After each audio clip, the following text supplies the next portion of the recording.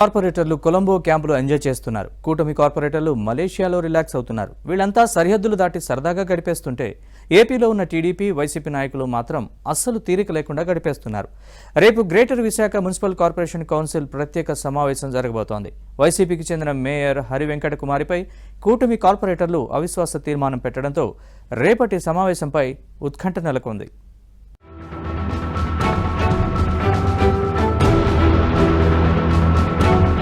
ముందు చూస్తే నొయ్యి, వెనక చూస్తే కొయ్యి. ఇదే ప్రస్తుతం విశాఖ వైసీపీ నేతల పరిస్థితి. దీని వెనక పెద్ద కథే ఉందండోయ్.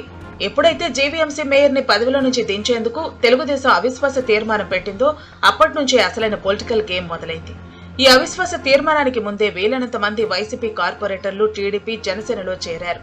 ఇంతలోనే అలర్ట్ అయిన వైసీపీ తమకు అనుకూలంగా ఉన్న కార్పొరేటర్లందరితో సమావేశం నిర్వహించింది. మేయర్పై అవిశ్వాస తీర్మానం విషయంలో అధికార పార్టీ ప్రలోభాలకు లోనై పార్టీ మారే అవకాశం ఉందా లేదా అని చర్చించి కార్పొరేటర్ల నుంచి క్లారిటీ తీసుకుంది. 34 మంది కార్పొరేటర్లు ముక్త కంఠంతో వైసీపీని వీడే ప్రసక్తి లేదనటంతో మరో ఆలోచన లేకుండా విశాఖ నుంచి బెంగళూరు క్యాంపుకు తరలించేశారు. వారి కుటుంబ సభ్యులను కూడా క్యాంపుకు పంపడంతో అంతా కలిసి సమ్మర్ టూర్ ఎంజాయ్ చేశారు.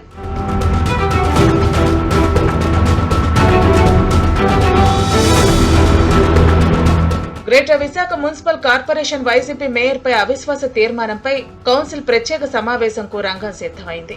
ఈ నెల 19న మేయర్పై అవిశ్వాస తీర్మానానికి ప్రత్యేక సమావేశం నిర్వహించనుంది. ఒకవైపు తమ బలాన్ని ఉపయోగించో, విప్ జారీ చేసో అవిశ్వాస తీర్మాన ప్రక్రియ జరగకుండా ఉండేందుకు వైసీపీ వ్యూహాత్మకంగా అడుగులు వేస్తున్న క్రమంలో ఆ పార్టీకి బిగ్ షాక్ తగిలింది. వైసీపీకి 6వ వార్డు కార్పొరేటర్, మాజీ మంత్రి అవంతి శ్రీనివాస్ కుమార్తె ముత్తంశెట్టి లక్ష్మీ ప్రియాంక రాజీనామా చేశారు. ఈ హఠాత్ పరిణామం వైసీపీకి కోలుకోలేని దెబ్బగా మారింది.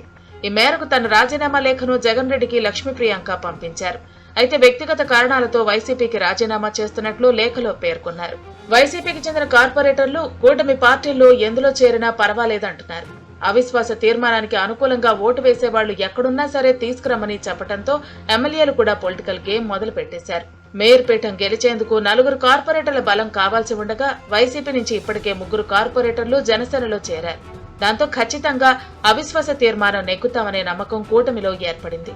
అయితే ఇది జరగాలంటే మరో ఓటు కావాల్సి ఉంది.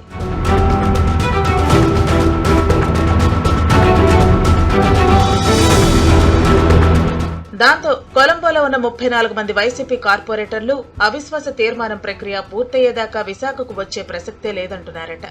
ఆ 34 మందిలో ఏ ఒక్కరైనా విశాఖకు చేరుకుని అవిశ్వాస తీర్మానానికి అనుకూలంగా ఓటు వేస్తే మేయర్ పీఠం కూటమి చేతుల్లోకి వెళ్లిపోతుంది.